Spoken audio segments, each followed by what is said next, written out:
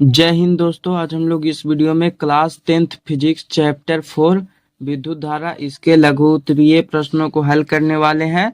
तो इससे पहले यदि आप लोग इस चैनल पे नए आए हैं तो चैनल को सब्सक्राइब कर देंगे, वीडियो को लाइक और अपने दोस्तों के पास शेयर कर देंगे। पहला प्रश्न है कि किसी बिंदु पर विद्युत विभव से आप क्या समझते हैं। इसका उत्तर लिखेंगे कि किसी बिंदु पर विद्युत विभव कार्य का वह परिमाण है जो प्रति एकांक आवेश को अनंत से उस बिंदु तक लाने में किया जाता है। यानी कि एक सेकंड में एक आवेश को एक बिंदु से दूसरे बिंदु तक लेकर जाने में जो समय लगता है उसी को ही कहा जाता है बिंदु का विद्युत विभव। अगला प्रश्न है कि विद्युत धारा विभवांतर एवं प्रतिरोध की परिभाषा दें, इनके एसआई मात्रक भी लिखें। तो सबसे पहले हम लोग लिखेंगे कि विद्युत धारा का कि आवेशों के व्यवस्थित प्रवाह को ही विद्युत धारा कहते हैं। इसका एसआई मात्रक एम्पियर होता है जिसे कि ए के द्वारा सूचित किया जाता है। उसके बाद विभवांतर का लिखेंगे कि प्रति एकांक आवेश को एक बिंदु से दूसरे बिंदु तक ले जाने में जो कार्य संपन्न होता है उसे उस बिंदु का विभवांतर कहते हैं। इसका एसआई मात्रक वोल्ट होता है। और तीसरा लिखेंगे, ये रहा तीसरा, प्रतिरोध का कि किसी पदार्थ का वह गुण जो उससे होकर धारा के प्रवाह का विरोध करता है उस पदार्थ का विद्युत प्रतिरोध कहलाता है। इसका एसआई मात्रक ओम होता है। किसी तार का प्रतिरोध 1 ओम है, इस कथन का क्या अर्थ है। इसका उत्तर लिखेंगे कि इस कथन का यह तात्पर्य है कि किसी चालक के सिरों पर 1 वोल्ट का विभवांतर लगाने में 1 एम्पीयर की धारा प्रवाहित होती है तो चालक का प्रतिरोध 1 ओम कहलाता है। यानी कि जब हम लोग किसी भी तार में 1 वोल्ट को एक स्थान से दूसरे स्थान तक लेकर जाते हैं तो उसको जाने में 1 एम्पीयर की धारा लगता है तो उसे ही कहा जाता है उस चालक तार का जो प्रतिरोध होगा वह 1 ओम होगा। किसी चालक के सिरों के बीच विभवांतर किस प्रकार बनाए रखा जा सकता है। इसका उत्तर लिखेंगे कि सेल के दोनों ध्रुव में चालक के दोनों सिरों को जोड़ दिया जाए तो सेल में आंतरिक रासायनिक अभिक्रिया द्वारा दोनों ध्रुवों का विभवांतर बनाए हुए रखती है। यानी कि जब हम लोग बैटरी के दोनों ध्रुव जो होते हैं ऋण ध्रुव और धन ध्रुव, तो उन दोनों सिरों को यदि हम लोग जोड़ देते हैं तो क्या होता है कि वह अपने अंदर ही वह विभवांतर को बनाए रखती है। 5 नंबर प्रश्न है कि विद्युत धारा की प्रबलता का परिभाषा दें। इसका उत्तर लिखेंगे कि किसी चालक के किसी अनुप्रस्थ काट को पार करने वाली विद्युत धारा की प्रबलता उस अनुप्रस्थ काट से गुजरने वाली प्रति एकांक समय में प्रवाहित होने वाले आवेश का परिणाम है। तो यही इसका उत्तर आप लोग लिख लेंगे। अगला प्रश्न है कि विद्युत धारा क्या है, इसका समीकरण एवं मात्रक लिखें। तो लिखेंगे कि आवेशों के व्यवस्थित प्रवाह को विद्युत धारा कहते हैं। यानी कि जब हम लोग बिजली को एक स्थान से दूसरे स्थान पर एक अच्छे ढंग से लेकर जाते हैं तो उसे ही कहा जाता है विद्युत धारा। इसका एसआई मात्रक एम्पियर होता है और इसका जो समीकरण बनेगा तो ये रहा 1 एम्पियर इक्वल टू 1 कूलम बटा 1 सेकेंड। तो यहाँ पे इसको फॉर्मूला यानी कि इसका समीकरण यही होगा। प्रश्न है कि ओम के नियम में चालक का ताप क्यों अचर रहता है।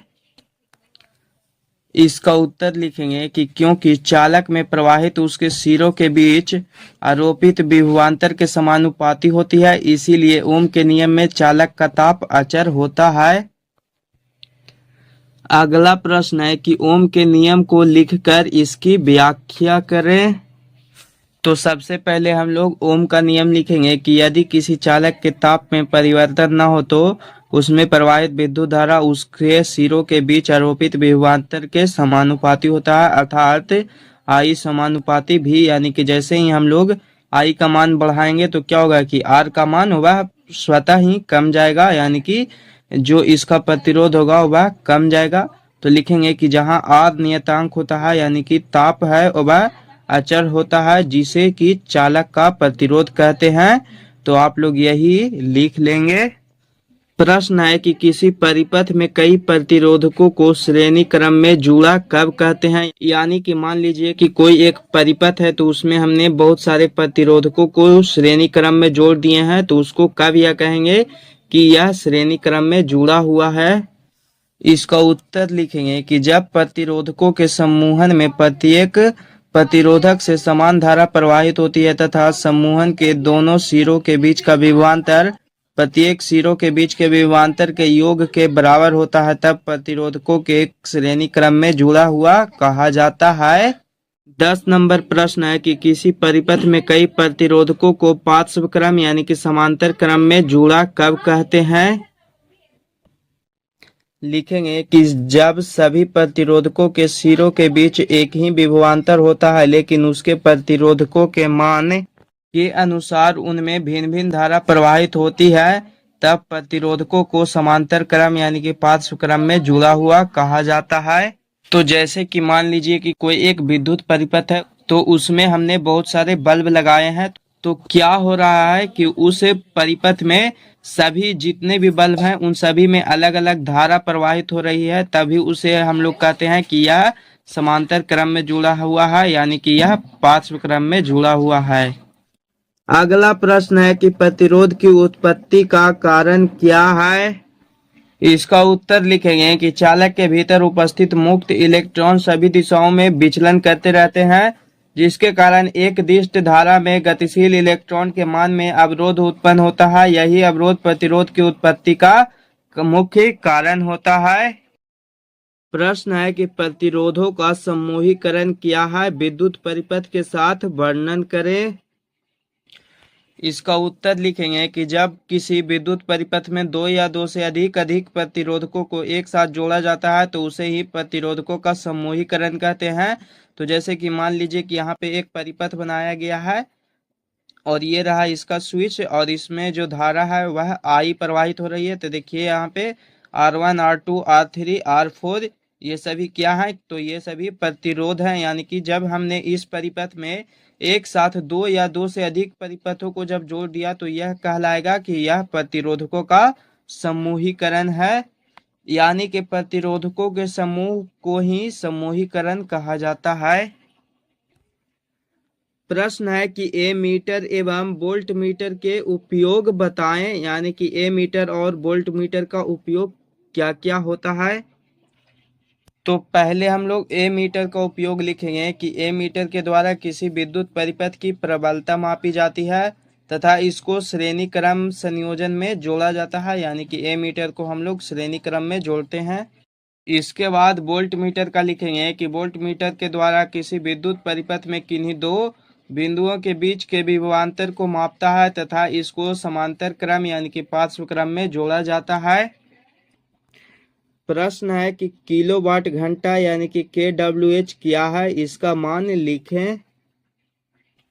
तो देखिए यहाँ पे लिखेंगे कि विद्युत ऊर्जा की खपत की माप के लिए जूल एक छोटा मात्रक है, इसके लिए किलोवाट घंटा का उपयोग करते हैं। यानी कि जितने भी बिजली की खपत करते हैं हम लोग तो उसको मापने के लिए एक निर्धारित किया गया है जूल। तो यह बहुत ही छोटा मात्रक होता है, तो इसी को यदि हम लोग बहुत ही ज़्यादा मात्रा में यदि बिजली की खपत करते हैं तो उसको मापने के लिए रखा गया है किलोवाट घंटा का उपयोग किया जाता है। और इसका मान होता है यानी कि 1 किलोवाट घंटा, इसका मान होता है 1 किलोवाट गुना 1 घंटा। और इसको जब कैलकुलेट करेंगे तो यहाँ पे आएगा 3.6 गुना 10 के पावर 6 जूल। 15 नंबर प्रश्न है कि प्रतिरोध क्या है, इसका एसआई मात्रक लिखें। इसका उत्तर लिखेंगे कि किसी पदार्थ का वह गुण जो उससे होकर धारा के प्रवाह को प्रतिरोध करता है यानी कि विरोध करता है, उस पदार्थ का विद्युत प्रतिरोध कहलाता है। इसका एसआई मात्रक ओम होता है। तो जैसे मान लीजिए कि हमने किसी भी परिपथ में एक जगह से दूसरे जगह पे इसको लाइन दिया यानी कि एक जगह से दूसरे स्थान तक उसमें धारा को प्रवाहित किया, किंतु उसको रोक रहा है यानी कि आगे की ओर नहीं जाने दे रहा है, तो वही कहलाता है प्रतिरोध। और इसका एसआई मात्रक होता है ओम। और यदि आपसे प्रश्न में पूछता कि प्रतिरोधकता का एसआई मात्रक क्या होता है तो उसका होता है ओम मीटर। आप लोग इसे अच्छे से याद रखेंगे। प्रश्न है कि प्रतिरोधों का संयोजन क्या है, यह कितने प्रकार से होता है। इसको लिखेंगे कि जब किसी विद्युत परिपथ में दो या दो से अधिक प्रतिरोधकों को एक साथ संयोजित किया जाता है यानी कि जोड़ा जाता है तो वह प्रतिरोधकों का संयोजन कहलाता है। उसके बाद लिखेंगे कि यह दो प्रकार का संयोजन होता है, पहला श्रेणी क्रम संयोजन, दूसरा समांतर क्रम जिसे कि पार्श्व क्रम भी कहा जाता है। प्रश्न है कि विद्युत बल्ब का नामांकित चित्र बनाएं। हमें विद्युत बल्ब का चित्र बनाना है और साथ ही उसका नामकरण भी करना है। तो ये रहा, देख सकते हैं आप लोग कि ये रहा एक विद्युत बल्ब का चित्र। जैसा कि आप लोग इस चित्र में देख सकते हैं, ये रहा इसका स्पर्शक बटन और ये है कांच का बल्ब और ये रहा बीच में इसका फिलामेंट। तो आप लोग इस चित्र को बना लेंगे और साथ ही इसका नामकरण भी आप लोग कर लेंगे। नहीं तो आप लोग यहाँ पे देख सकते हैं कि बुक में भी इसका फिगर बनाया हुआ है, तो आप लोग यह चित्र अच्छे से बना लेंगे। विद्युत बल्ब में निष्क्रिय गैस क्यों भरी जाती है। लिखेंगे कि विद्युत बल्ब का फिलामेंट टंगस्टन का बना होता है जिससे उच्च ताप पर प्रकाश निकलता है। यदि इस स्थिति में फिलामेंट वायु के संपर्क में आ जाए तो वह हवा के ऑक्सीजन से ऑक्सीकृत होकर भंगुर हो जाएगा यानी कि टूट जाएगा। इसीलिए बल्ब के भीतर की हवा को निकालकर निष्क्रिय गैस भर दी जाती है। प्रश्न है कि समान पदार्थ और समान लंबाई के तारों में यदि एक पतला तथा दूसरा मोटा हो तो इनमें से किसमें विद्युत धारा अधिक आसानी से प्रवाहित होगी जबकि उन्हें समान विद्युत स्रोत से संयोजित किया जाता है। कारण भी बताएं। यानी कि हमने दो तार लिए हैं, एक मोटा तार लिए हैं और एक पतला, जिसमें कि दोनों तार हैं वह उसकी लंबाई बराबर है, किंतु यदि उसमें हम लोग धारा को प्रवाहित करते हैं तो प्रश्न में पूछ रहा है कि किस तार में अधिक धारा प्रवाहित होगी। इसका उत्तर लिखेंगे कि चूंकि मोटे तार में विद्युत धारा अधिक आसानी से प्रवाहित होगी क्योंकि किसी तार का प्रतिरोध R होता है वह उसके अनुप्रस्थ काट के क्षेत्रफल A के व्युत्क्रमानुपाती होता है। यानी कि जैसे ही किसी भी तार में प्रतिरोध का मान बढ़ेगा तो क्या होगा कि A का मान वह उसी प्रकार से ही घटता चले जाएगा। 20 नंबर प्रश्न है कि यदि किसी विद्युत अवयव के दोनों सिरों के बीच विभवांतर को उसके पूर्व के विभवांतर की तुलना से घटाकर आधा कर देने पर भी उसका प्रतिरोध नियत रहता है तो उस अवयव से प्रवाहित होने वाली विद्युत धारा में क्या परिवर्तन होगा। तो जैसे कि मान लीजिए कि एक कोई विद्युत परिपथ है, उसमें से हम लोग धारा को प्रवाहित कर रहे हैं, तो क्या करते हैं कि उसके बाद कि हम लोग उसमें से विभवांतर को घटा देते हैं यानी कि आधा कर देते हैं, तो उसके बाद भी क्या होता है कि उसका प्रतिरोध है वह एक समान बना रहता है जैसा कि पहले था। तो प्रश्न में पूछ रहा है कि उस परिपथ में विद्युत धारा में क्या परिवर्तन होगा। लिखेंगे कि यदि प्रतिरोध नियत हो यानी कि एक समान हो तो ओम के नियम से अवयव में प्रवाहित विद्युत धारा उसके सिरों के बीच आरोपित विभवांतर के समानुपाती होता है। अतः विभवांतर को आधा करने पर विद्युत धारा भी आधा हो जाएगा। तो यदि इसमें हम लोग विभवांतर को आधा करेंगे तो उसमें जो विद्युत धारा का मान होगा वह भी आधा हो जाएगा। प्रश्न है कि किसी तार में विद्युत धारा प्रवाहित होने पर उसमें ऊष्मा क्यों उत्पन्न होती है। लिखेंगे कि जब किसी चालक के दोनों सिरों को बैटरी से जोड़कर विद्युत धारा प्रवाहित की जाती है तो चालक के दोनों सिरों के बीच एक ही विभवांतर स्थापित हो जाता है जिससे चालक के मुक्त इलेक्ट्रॉन चालक के उच्च विभव के सिरे की ओर त्वरित होते हैं यानी कि गति करने लगते हैं, परंतु इन इलेक्ट्रॉनों की चाल लगातार बढ़ नहीं पाती है क्योंकि वे अपने मार्ग में बढ़ने वाले चालक के धनायनों यानी कि प्लस से बराबर टकराते रहते हैं जिससे इसकी चाल मंद पड़ जाती है। इस प्रकार विभवांतर के कारण इलेक्ट्रॉन जो गति ऊर्जा प्राप्त करते हैं उसका कुछ भाग वे चालक के आयनों को दे देते हैं जिसके कारण चालक में ताप बढ़ जाता है और ऊष्मा उत्पन्न हो जाता है। अगला प्रश्न है कि विद्युत धारा के ऊष्मीय प्रभाव किन किन कारकों यानी कि किस किस फैक्टर पर निर्भर करते हैं। इसका उत्तर लिखेंगे कि विद्युत धारा के ऊष्मीय प्रभाव दो कारकों पर निर्भर करता है। पहला, प्रतिरोधकता बहुत अधिक होनी चाहिए और दूसरा, गलनांक अत्यधिक उच्च होना चाहिए। किसी चालक से प्रवाहित धारा के कारण उत्पन्न ऊष्मा संबंधी जूल के नियम क्या हैं? इसका उत्तर लिखेंगे कि यदि किसी चालक के ताप में परिवर्तन न हो तो उसमें प्रवाहित विद्युत धारा उसके सिरों के बीच आरोपित विभवांतर के समानुपाती होती है, अर्थात I इक्वल टू भी, यानी कि जैसे ही हम लोग विद्युत धारा का मान बढ़ाएंगे तो उसमें वोल्टेज भी बढ़ेगा। तो ये रहा इसका फॉर्मूला कि I इक्वल टू भी बटा R लिखेंगे। इसके बाद कि जूल के 3 नियम होते हैं। पहला नियम कि किसी निश्चित समय t में किसी निश्चित प्रतिरोध R वाले चालक में उत्पन्न हुई ऊष्मा का परिमाण U उसमें प्रवाहित होने वाली विद्युत धारा I के वर्ग के समानुपाती होता है। यहाँ पे देख सकते हैं कि U समानुपाती I स्क्वायर, यानी कि जब R और T नियत हो, यानी कि एक निश्चित दिया गया हो, उसमें कोई भी बदलाव नहीं हो तब। अब इसका दूसरा नियम लिखेंगे कि किसी निश्चित प्रबलता की विद्युत धारा I द्वारा निश्चित समय t में उत्पन्न ऊष्मा का परिमाण चालक के प्रतिरोध के समानुपाती होता है, जैसा कि U समानुपाती R, यानी कि जब I और T नियत हो, यानी कि ये दोनों दिए गए हों समान, यदि इनमें कोई भी बदलाव होता है तो ये फॉर्मूला नहीं हो पाएगा। और इसका तीसरा नियम है कि किसी दिए गए चालक में एक ही प्रबलता की धारा भिन्न भिन्न समय तक प्रवाहित करने पर उत्पन्न ऊष्मा का परिमाण धारा प्रवाह के समय t के समानुपाती होता है, जैसा कि देख सकते हैं U समानुपाती t, यानी कि जब I और R नियत होते हैं तब। विद्युत तापन युक्तियों के मूल सिद्धांत क्या है? इसका सिद्धांत लिखेंगे कि विद्युत तापकों में नाइक्रोम के तार की कुंडली विद्युत रोधी पदार्थ के आधार पर फैली रहती है। कुंडलियों और विद्युत रोधी आधारों का डिजाइन उपकरण के उपयोग के अनुसार होता है, अतः बिजली का चूल्हा, विद्युत के तेली, विद्युत आयरन आदि का अपना अपना डिजाइन होता है, परंतु इन सभी के कुंडली में जब प्रबल धारा प्रवाहित होती है तब यह गर्म होकर ऊष्मा उत्पन्न करती है। यानी कि इसका सिद्धांत यही होता है कि जब इसमें धारा को प्रवाहित किया जाता है तो यह उस हिसाब से हीट होकर अपना ऊष्मा उत्पन्न करने लगता है। जैसे कि आप लोग देखे होंगे कि खाना बनाने वाला जो हीटर होता है उसमें जितने ही ज़्यादा हम लोग धारा को प्रवाहित करेंगे वह उतना ज़्यादा ही अधिक ऊष्मा उत्पन्न करेगा। जैसे कि इस्त्री, जिसे कि कपड़ा को प्रेस किया जाता है, उसमें भी देखे होंगे कि हम लोग जितना ही धारा को प्रवाहित करते हैं उसमें, तो इस प्रकार से वह उसका जो ऊष्मा होता है वह बढ़ता ही जाता है, और यदि उसको कम करते हैं तो वह उसका ऊष्मा कमते जाता है। तो आप लोग इसे यहाँ तक अच्छे से समझ गए होंगे, और अभी तक आप लोग इस चैनल को सब्सक्राइब नहीं किए होंगे तो सब्सक्राइब कर देंगे, अपने वीडियो को दोस्तों के पास शेयर कर देंगे।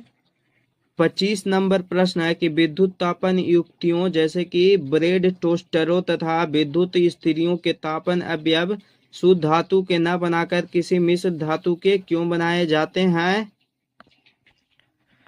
इसका उत्तर लिखेंगे कि विद्युत तापन युक्तियों के तापन अवयव शुद्ध धातु के न बनाकर किसी मिश्र धातु जैसे कि नाइक्रोम के बनाए जाते हैं, क्योंकि इनकी प्रतिरोधकता बहुत ही अधिक होती है और इनका गलनांक अत्यधिक ऊंच होता है।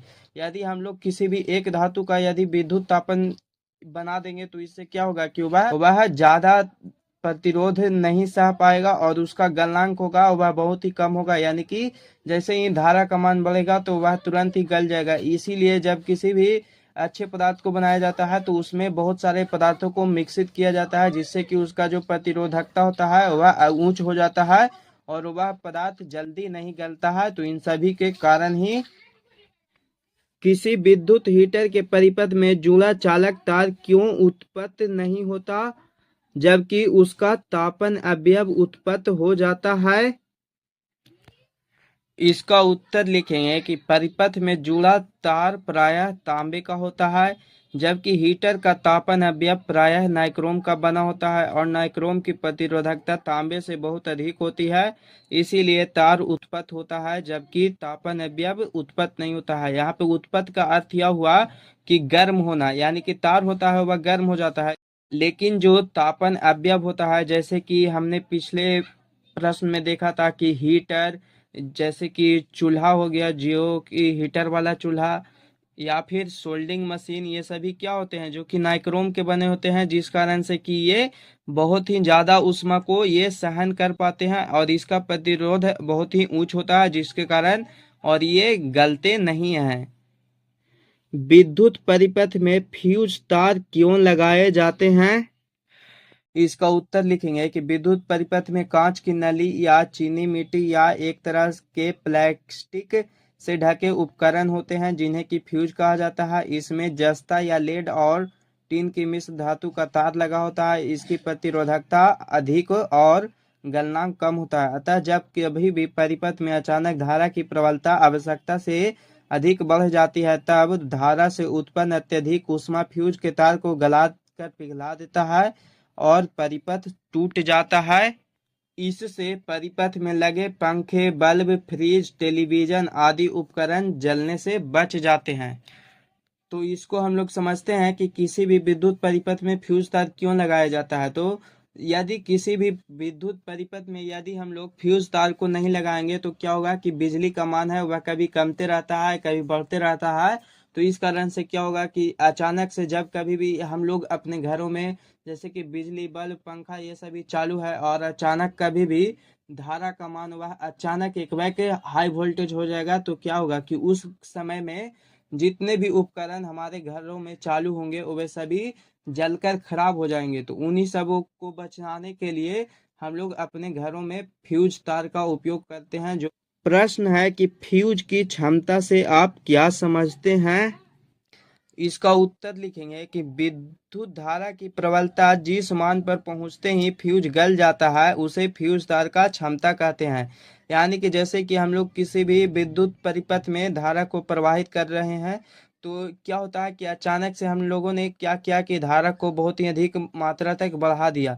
तो वह फ्यूज तार जो लगा होगा वह जिस टेम्परेचर पर पहुंचते ही फ्यूज तार गल जाएगा वही कहलाएगा फ्यूज तार का क्षमता। यानी कि फ्यूज तार का क्या क्षमता है, उसका क्या पावर है, यानी कि वह कितने धारा को प्रवाहित होने से वह रोक सकता है और यदि उसमें कितने धारा प्रवाहित हो तो वह सुरक्षित है, यही उसका क्षमता कहलाता है।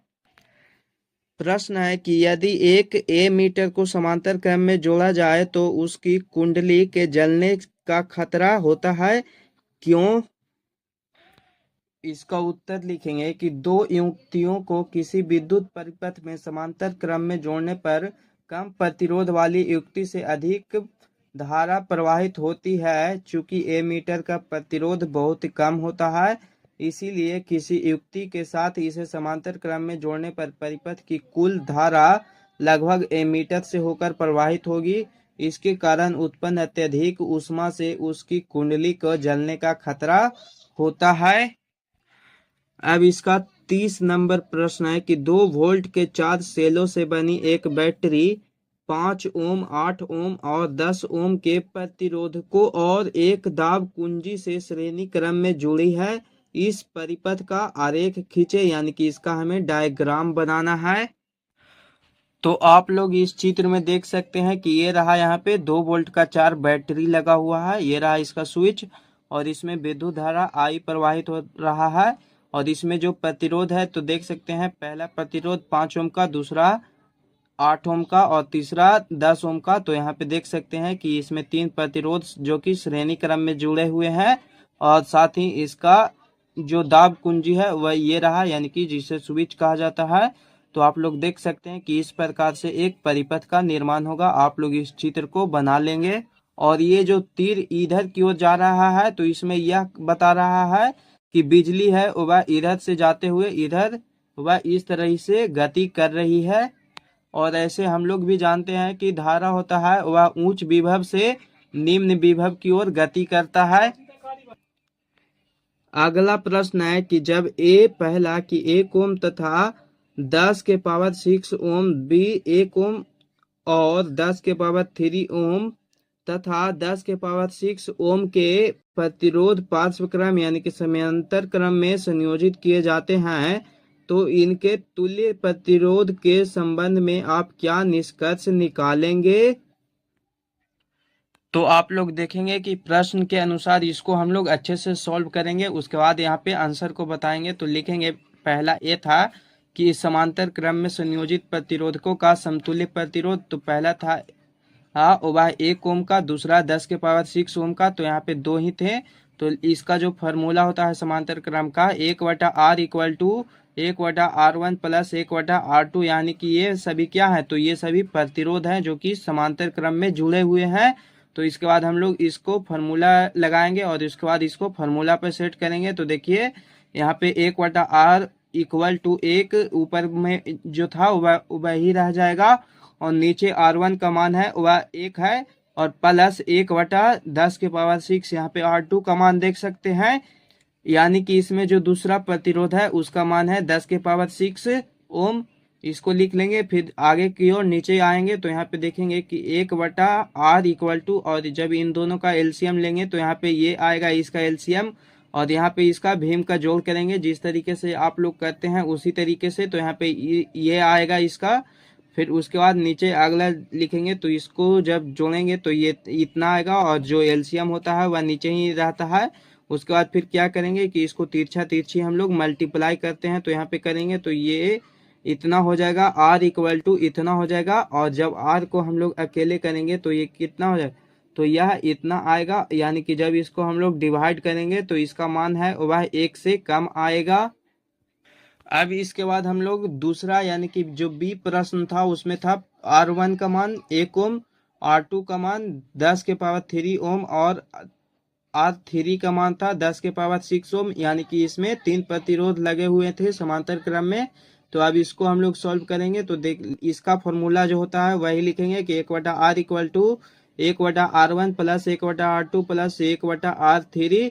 तो यहाँ पे देखें लिखेंगे कि 1/R इक्वल टू, यहाँ पे 1/1 हो जाएगा, चूंकि पहला वह 1 है, दूसरा 1/10⁻3, और प्लस तीसरा है 1/10⁻6 ओम। तो इसको हम लोग लिख लेंगे, और उसके बाद फिर क्या करते हैं कि हम लोग इस नीचे वाले का एलसीएम निकालेंगे, तो इसका एलसीएम इतना आएगा, और उसके बाद फिर यहाँ पे इसको हम लोग भीम का जोड़ करेंगे तो ये इतना होगा, और उसके बाद जब हम लोग उसको जोड़ेंगे अच्छे से तो यहाँ पे यह इतना आ जाएगा। और जब इसके बाद फिर हम लोग क्या करते हैं कि इसको तिरछा तिरछी मल्टीप्लाई करते हैं, तो इसको करेंगे तो ये इतना R इक्वल टू इतना हो जाएगा, और जब हम लोग R को अकेले करेंगे तो यह इतना होगा, और जब इसको हम लोग इससे भागा देंगे तो यह 1 से कम ही होगा। तो लिखेंगे कि इसमें जो तुल्य प्रतिरोध का मान आया वह 1 से कम होगा, और पहले वाले में भी जो आया था वह 1 से कम ही आया था तुल्य प्रतिरोध का मान। तो यही आप लोग इसका उत्तर लिखेंगे कि इसमें तुल्य प्रतिरोध का मान वह 1 ओम से कम होगा। इसका आंसर आप लोग ऐसे ही लिख सकते थे, चूंकि आप लोगों को यह प्रश्न सॉल्व करके हमने अच्छे से बता दिया, ताकि आप लोग इस तरह के प्रश्नों को अच्छे से सॉल्व करना सीख जाएंगे। अब आप लोग देखेंगे कि इसमें इसका एक लास्ट प्रश्न है, तो इसको सॉल्व करेंगे कि, तो प्रश्न है कि बिजली के एक बल्ब पर 220 वोल्ट और 100 वाट लिखा है, बल्ब से प्रवाहित विद्युत धारा तथा बल्ब का प्रतिरोध ज्ञात करें। हमें इसमें दोनों ज्ञात करना है, पहला विद्युत धारा का मान और दूसरा प्रतिरोध का भी मान हमें ज्ञात करना है। तो इस प्रश्न में आप लोग देखेंगे कि वोल्टेज का मान दिया गया है 220, और जो पावर है वह 100 वाट है। तो यहाँ पे हमें विद्युत धारा का मान निकालना है, यानी कि I का। तो इसमें फॉर्मूला लगाएंगे कि I इक्वल टू P/V। तो यहाँ पे देखेंगे कि P का मान दिया गया है 100 वाट है, और V का मान दिया गया है 220 विभवांतर। तो यहाँ पे जब इसको कट करेंगे अच्छे से तो यहाँ पे ये आ जाएगा 5, और नीचे आएगा 11, यानी कि 5/11 एम्पियर, यानी कि विद्युत धारा का जो एसआई मात्रक होता है वह एम्पियर होता है। तो यहाँ पे इसीलिए हो जाएगा 5/11 एम्पियर, यहाँ पे विद्युत धारा का मान आ जाएगा। अब इस प्रश्न में पूछ रहा था कि बल्ब का प्रतिरोध भी हमें ज्ञात करना है, तो यहाँ पे लिखेंगे तो प्रतिरोध का फॉर्मूला होता है कि V इक्वल टू IR। तो यहाँ पे जब इसको कैलकुलेट करेंगे तो लिखेंगे कि R इक्वल टू V/I। तो यहाँ पे V यानी कि वोल्ट का जो मान दिया गया है वह है 220 विभवांतर, और तथा I का मान यहाँ पे निकला था 5/11 एम्पियर। तो जब इन दोनों को कैलकुलेट करेंगे अच्छे से तो यहाँ पे ये आ जाएगा 220 इंटू 11/5 हो जाएगा, चूंकि यह नीचे था तो वह ऊपर चला जाएगा। और जब इसको हम लोग कट करेंगे तो ये 44 बार में कट जाएगा और इसको इससे मल्टीप्लाई कर देंगे तो यहाँ पे हो जाएगा 444 ओम। चूंकि प्रतिरोध का जो एसआई मात्रक होता है वह ओम होता है, तो इसीलिए यहाँ पे हो जाएगा 484 ओम। तो यहाँ पे आप लोगों ने देखा कि किस तरीके से इसके हमने सॉल्व किया है। तो अभी यहाँ पे सारे प्रश्न सॉल्व हो चुके हैं। तो मिलते हैं हम लोग फिर एक नए वीडियो के साथ, तब तक के लिए जय हिंद जय भारत।